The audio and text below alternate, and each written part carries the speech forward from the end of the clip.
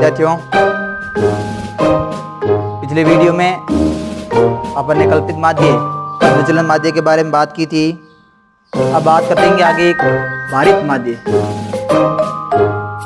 भारित समांतर माध्य।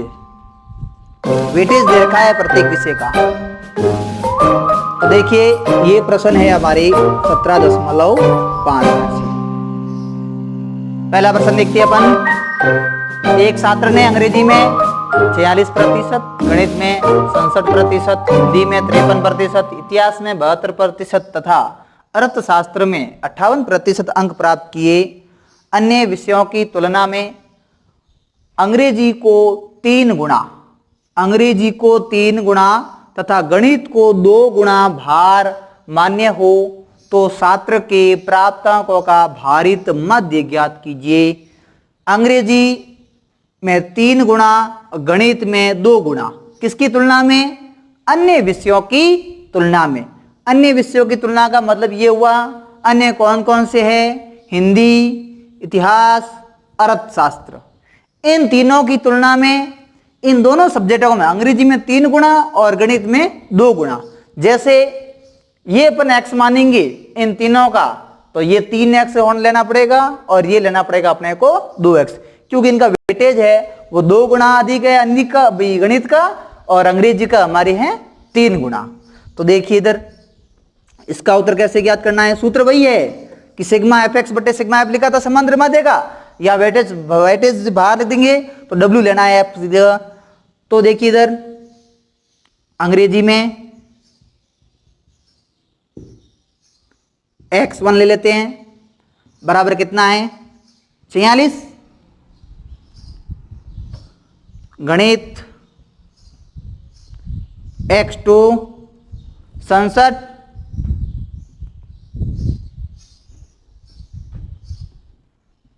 और हिंदी x3 बराबर 53। इतिहास x4 बराबर 72, और एक बच गया अर्थशास्त्र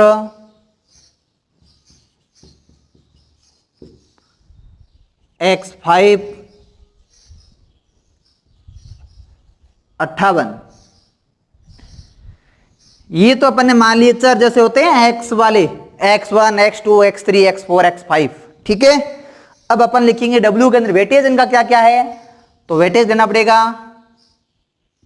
जैसे मान लिया कि अपन यहां लिख देते हैं अन्य सब्जेक्ट थे हिंदी, माना हिंदी,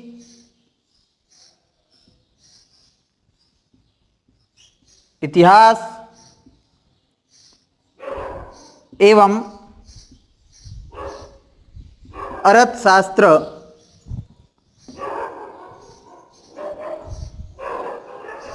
का भार x है।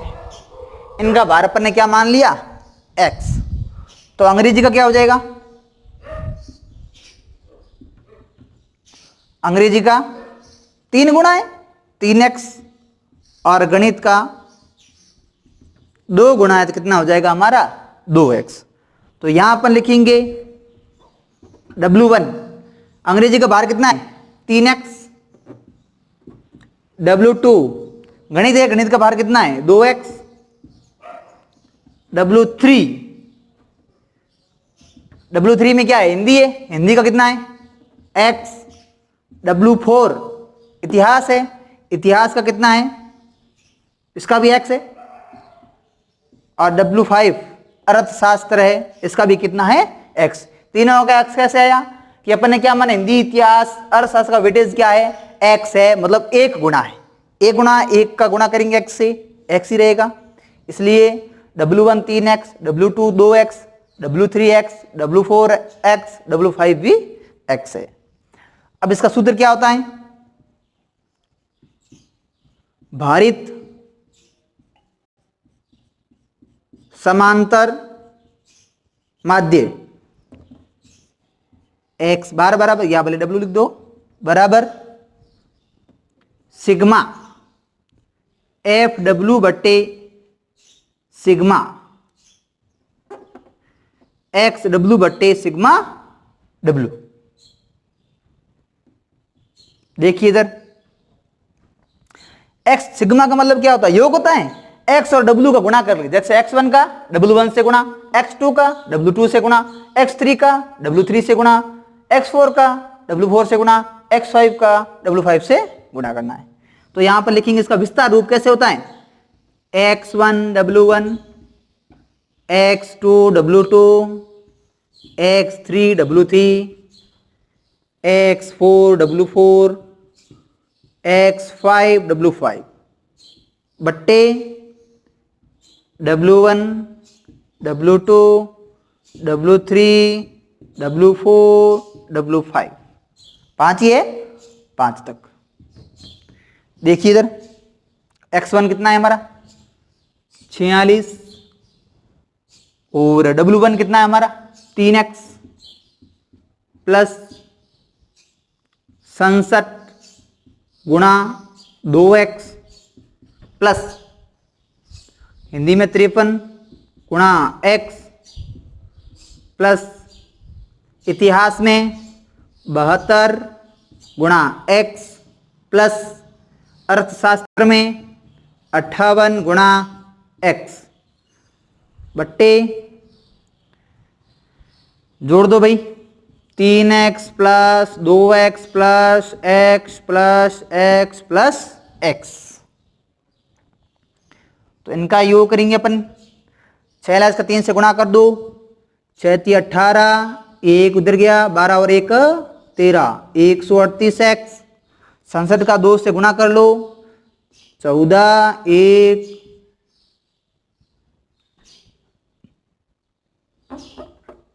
134x, बाकी सीधे गुणा करना है x से, 53x 72x और 58x बट्टे में 3 और 2 5 6 7 और 8x। योग कर लो इनका, 8 और 4 12, 12 और 3 15, 15 और 2 17, 17 और 8 25, 5 3 और 2 5, 5 और 3 8, 8 और 5 13, 13 और 7 20, 20 और 5 25, 2 2 और 1 3, 3 और 1 4, 455x बट्टे 8x, x से x क्या हो गया कैंसिल हो गया, 8 का भाग दो, 8 का भाग जाएगा 45 में, 8 45, 5 बच गया 55 में, 8 छंग 48, पीछे बच गया इधर 7 17 में जाएगा, 64 6 60 जाएगा, 56 40 में जाएगा 5 बार, 56.875। तो हमारा इस प्रश्न में भारित समांतर माध्य किसका है, भारित समांतर माध्य अंकों का, तो 56.875। अब ध्यान रखना, यदि यहां ऐसा गुणा कोई भी नहीं दे रखा है तो अपन सीधा औसत ज्ञात करेंगे। ये गुणा क्यों किया, क्योंकि सभी बाकी विषयों की तुलना में अंग्रेजी का वेटेज कितना था 3 गुणा और गणित का वेटेज कितना था 2 गुणा भार मान्य है। भार यदि 2 गुणा लिया और अंग्रेजी का 3 गुणा लिया तो हमारा इसका समांतर माध्य क्या आएगा 56.875। इसी प्रकार की प्रश्न है इसमें 17.5 में। जैसे मैं एक सीधी भाषा में आपको समझा दूं कि सारणी से कैसे करना है इसको, तो देखिए इधर ये था हमारा x1, x में लिख दो, यहां कितना x1 46 67 53 72 58, यहां लिख दोगे, यहां आ जाएगा w1 कितना था 3x 2x x और x, wx ज्ञात करेंगे, इनका योग करेंगे सिग्मा wx इनका योग करेंगे W, तो सिग्मा W x सूत्र में मान रखो, उत्तर आ जाएगा। उस तरीके से कर सकते हो, मैंने विस्तार रूप से बता दिया आपको, जो आपको अच्छा लगे उचित लगे उससे कर लेना। और सभी प्रश्न इस प्रकार के ही दे रखे अपने को 17.5 में, 4 क्वेश्चन है कुल, तो इस टाइप के प्रश्न में आपको कोई समस्या नहीं होनी चाहिए। अब अपन आगे बात करेंगे, तो ये थे हमारे समांतर माध्य संबंधित प्रश्न। आगे हम लोग बात करेंगे माध्य क। आपको जब ये अध्याय शुरू हुआ उस टाइम आपको बताया था कि कौन कौन से टॉपिक सिलेबस में है, माध्य, माध्यक, बहुलक। तो हमारा एक टॉपिक इस प्रकार पूरा हो जाता है, माध्य क। अब लेंगे अपन, देखिए इधर, अब अपन आज बात करेंगे माध्यक की। माध्यक को दर्शाया जाता है M से। तो माध्यक में देखेंगे, माध्यक का मतलब ये होता है कि जो भी अपने को मान दे रखे हैं, चरों के मान दिए हुए हैं, उनको सबसे पहले लिखेंगे अपन आरोही या अवरोही, आरोही या अवरोही। किसी एक क्रम में सबसे पहले उन आंकड़ों को या चरों को व्यवस्थित करना है। पहली बात विशेष ध्यान रखना, जब भी माध्यक पूछे, किसमें ये अपन बात करें, ये अवर्गीकृत या व्यक्तिगत श्रेणी की बात कर रहे हैं अपन। पहले सबसे पहले श्रेणियां 3 आपको मैंने बताई थी, व्यक्तिगत, असतत और सतत। तो पहले अपन व्यक्तिगत आंकड़े दिए हुए हैं, तो क्या करना है, सबसे पहले उन आंकड़ों को, उन चरों को आरोही या अवरोही क्रम में व्यवस्थित करना है। उसके बाद माध्यक का मतलब उनके बीच का मान, जैसे मैं लिख रहा हूं 1 2 3 4 और 5, यहां इधर 2 बच गए, इधर भी 2 बच गए, बीच में क्या आया 3, इसका माध्यक क्या होगा 3। बीच का मान लेना है। तो श्रेणी में मान अलग अलग होते हैं, ज्यादा मैंने सीधे लिखा है 1 2 3 4 5 लिखा है, उसमें अलग अलग मान होते हैं। तो इसलिए अब इनके सूत्र की बात करें तो माध्यक में सूत्र है, इसकी 2 स्थिति बनती है। पहली कि पदों की संख्या विषम होने पर, पदों की संख्या विषम, जैसे यहां 1 2 3 4 5, 5 कैसी है, विषम है। तो विषम की स्थिति अलग होगी और सम की स्थिति में अलग होगा। तो विषम की स्थिति में तो अपने को पता है कि जैसे 5 है तो 2 इधर हो गए, 2 इधर के बीच में एक मान ही बचता है, तो वही उसका क्या कहलाता है, माध्यक। लेकिन सम की स्थिति में बीच में 2 मान आ जाते हैं, तो उन दोनों का औसत लेना पड़ेगा अपने को। जैसे मैं लिख रहा हूं 1 2 3 4 5 और 6। अब यहां देखो, इधर 2 इधर भेज दिए, 2 इधर, बीच में 2 मान बचे, एक नहीं बच रहा है। तो इन दोनों का औसत, कितना होगा, दोनों को जोड़ के 2 का भाग। औसत मतलब क्या होता है, जितने पद होते हैं उनको जोड़ दो और कितने पद है उसका भाग दे दो। तो 4 और 3 7 में 2 का भाग देंगे 3.5, तो इसका मध्य क्या होगा 3.5। ठीक है विद्यार्थियों। तो यदि पदों की संख्या विषम है, उस स्थिति में हमारा सूत्र हो जाएगा n+1/2 पद। n+1/2 पद मतलब ये ऐसा नहीं कि n बटे, जैसे पदों की संख्या थी 10, 11 + 1/2 12/2 बराबर 6, तो 6 इसका माध्यक नहीं होगा। छठवां पद क्या है, जो छठवां पद है वो हमारा क्या होगा, उस प्रश्न का माध्यक होगा। तो विशेष ध्यान रखना, n+1/2 पद। अब स्थिति आती यदि पदों की संख्या सम होने पर, सम होने पर क्या होगा, अभी आपको बताया, दोनों का क्या लेना है, बीच वालों का औसत। तो यहां पर लिखेंगे n बट्टे दोवां पद कोष्टक n बट्टे 2 प्लस एकवां पद बट्टे 2, n बट्टे दोवां पद। अब यहां इसमें और इसमें फर्क है, कैसे है, ये तो सीधा n में जोड़ा हुआ है, बट्टे भाग लिखा हुआ है, लेकिन ये n बट्टा 2 प्लस 1 है, ये एक बाद में जोड़ना है, इस एक के भाग में ये 2 नहीं है, ये 2 केवल n के भाग में है। तो यहां पर भी सूत्र में विशेष ध्यान रखना, n बट्टे दोवां पद प्लस n बट्टे दोवां पद प्लस n बट्टे 2 प्लस एकवां पद बट्टे 2।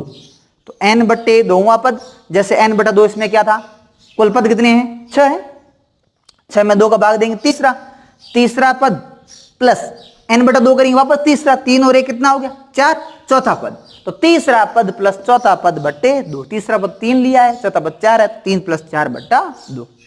तो ये दोनों सूत्र याद रखने हैं व्यक्तिगत श्रेणी में। यदि अपने को सीधे आंकड़े दे रखे हो और माध्यक पूछ लिया जाए तो सबसे पहली बात ध्यान क्या रखनी है, इनको आरोही या अवरोही क्रम में व्यवस्थित करना है। उसके बाद पदों की संख्या देखनी है कि पद दे रखे हैं 17, तो सम लेना है विषम, 17 अपने को पता है विषम है, तो ये सूत्र काम लेना है। यदि पद दे रखे हैं 26 तो पदों की संख्या क्या होगी, सम, सूत्र ये काम में लेना है। इसलिए पहले अपने को पदों की संख्या देखनी है।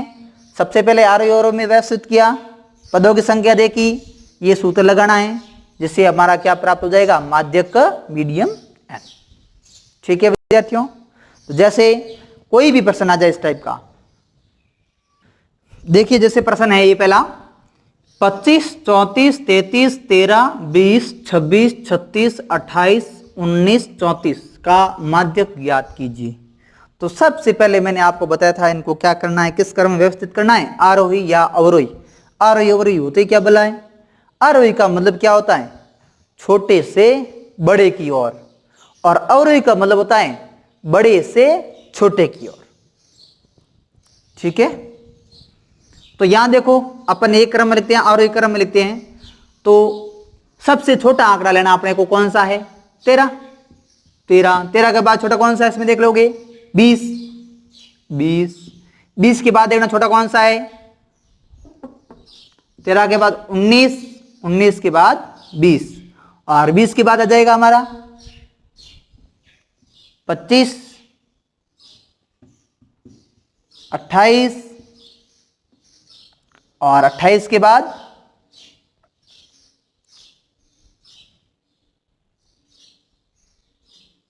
33, 34, 34। वापस ध्यान रखना, और काउंट करना, 1 2 3 4 5 6 7 8 9 और 10। यहां पर कितने हैं, 1 2 3 4 5 6 7 8, 2 कौन से बच गए, 26 बच गया बीच में, 26, 28, 36। अब पूरे आंकड़े देखिए इधर, 13, 19, 20, 25, 26, 28, 33, 34, 34 और 36। कैसे, 1 2 3 4 5 6 7 8 9 और 10। अब ये हो गए, 13 के बाद 19, 19 के बाद 20, 25, 26, 28, 33, 34, 34 और 36। ये कौन सा क्रम है हमारा, आरोही क्रम। तो आरोही क्रम व्यवस्थित कर दिया। उसके बाद अपन देखिए पदों की संख्या कितनी है, 10। 10 क्या है, सम्यक विषम है, सम है, इसलिए अपन पदों की संख्या 10 है, तो सम होने पर माध्यक बराबर, सूत्र भी आपको बताया, n बट्टे दोवां पद प्लस n बट्टे 2 प्लस एकवां पद बट्टे 2। n का मान कितना है, n का मतलब पदों की संख्या कितनी है, 10। 10 बट्टे दोवां पद प्लस 10 बट्टे 2 प्लस एकवां पद बट्टे 2। 10 में 2 का भाग कितनी बार जाएगा? 5 बार। 5वां पद प्लस 10 में 2 का भाग 5, 5 और 1 6वां पद बट्टे 2। 5वां पद कितना है? अब 5वां पद देखना है, पहला, दूसरा, तीसरा, चौथा और 5वां। ये 5वां और 6ठा पद है। तो 26 प्लस 28 बट्टे 2, 26 और 28 54, 54 बट्टा 2। तो इसका मीडियम कितना होगा? 27। कितना आएगा? 27। माध्य कितना होगा इसका? 27। ठीक है विद्यार्थियों, अच्छे से समझ में आ गया। अब इसी प्रकार यदि यहां पे अपन 36 को हटा देते हैं, ये क्लियर हो गया, प्रश्न है पहला ही। तो ये था सम के लिए। यदि अपन इसी प्रकार क्या करते हैं,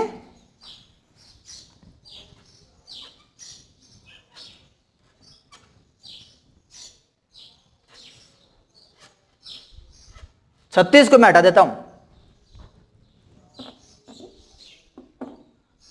यदि अपन ने 36 को हटा दिया तो हमारे पास पद कितने हो गए? अब 9। 1 2 3 4 5 6 7 8 और 9 पद हो गए। इसलिए क्या हो गए? पदों की संख्या कैसी है? विषम। तो विषम होने पर हमारा सूत्र क्या है? n प्लस 1 बट्टे 2वां पद। n का मान कितना? 9। 9 प्लस 1 बट्टे 2वां पद। 9 और 1 10, 10 बट्टे 2वां पद। 10 में 2 का भाग 5 बार, 5वां पद। अब ये उत्तर नहीं आया, 5 इसका उत्तर नहीं है, 5वां पद अपना उत्तर है। 1 2 3 4 5, 5 पे क्या है? 26। इसलिए इसका माध्य क्या होगा? माध्य क्या होगा? 26। तो ये था सम और विषम। व्यक्तिगत श्रेणी में यदि प्रश्न आ जाए तो उसको किस प्रकार हल करना है? तो इसी प्रकार हल करना है कि विषम होने पर सीधा n प्लस 1 बट्टा 2वां पद, और सम होने पर n बट्टा 2 प्लस n बट्टा 2 प्लस 1वां पद बट्टा 2। एक और प्रश्न की बात करें अपन, आरोही क्रम में व्यवस्थित चर मान निम्नानुसार है। चर अपने को दिए हुए 8 11 12 16 प्लस x 20 25 30। यदि माध्यक 18 हो तो x का मान ज्ञात करो। ऐसा ही प्रश्न मैंने आपको समांतर माध्यम में व्यक्तिगत श्रेणी के अंदर करवाया था कि अपने को चर का मान गायब था, x लिखा था और उसमें समांतर माध्य दिया हुआ था, तो उसकी सहायता से अपन ने चर का मान x का मान ज्ञात किया था। तो इस प्रश्न में भी यहाँ x लिखा हुआ है और शर्त साथ में क्या दे रखी है? ऐसा प्रश्न आएगा तो या तो इसका अपने को दे रखा होगा आरोही क्रम या दिया हुआ होगा अपने को अवरोही क्रम। कोई एक क्रम व्यस्त करके ये करके क्यों दिया? क्योंकि अपने को पता नहीं x का मान कितना है, तो अपन ये नहीं कह सकते कि इस पद को अपन कहां सेट करेंगे, आगे लिखना है कि बीच में लिखना है, सबसे पीछे लिखना है। इसलिए ये प्रश्न आता है कि अपने को आरोही क्रम या अवरोही क्रम में वो अपने को चरों के मान है वो व्यवस्थित किए हुए दे रखे हैं। तो यहां देखिए इधर चर कितने हैं? 1 2 3 4 5 6 7। चरों की संख्या, पदों की संख्या कितनी है? 7 है। देखिए यहां पर ये पद 1 है, प्लस माइनस है, प्लस है जोड़ा हुआ पद 1 ही हुआ, पद 1 है। यहां 2 काउंट मत करना, कोमा यहां है, यहां है, ये पद 1 ही होता है। जैसे मैं लिख दूं x प्लस 2, ये एक पद है, 2 पद नहीं। ठीक है, तो देखिए इधर अब यहां लिखेंगे अपन पदों की संख्या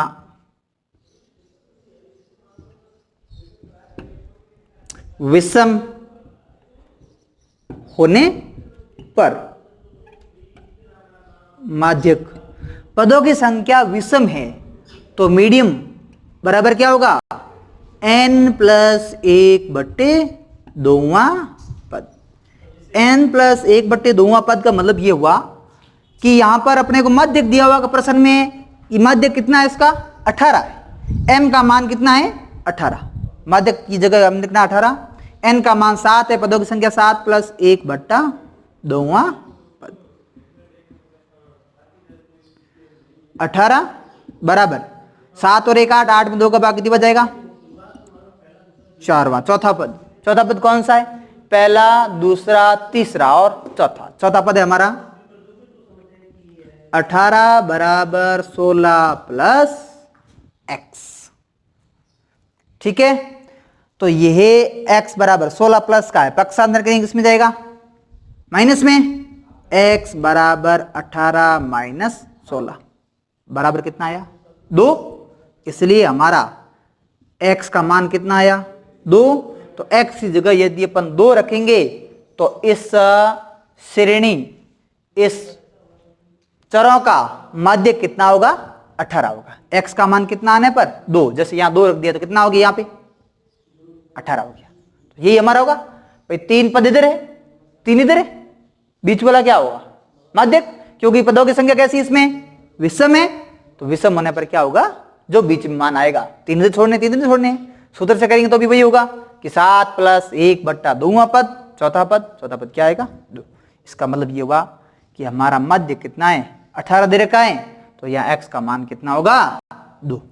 x का मान 2 रखेंगे तो मध्य कितना हो जाएगा इसका? 18। ठीक है विद्यार्थियों, नेक्स्ट प्रश्न तो अपन अगली क्लास में बात करेंगे। कोई भी समस्या हो तो आप पूछ लेना, नीचे कमेंट बॉक्स में लिख देना।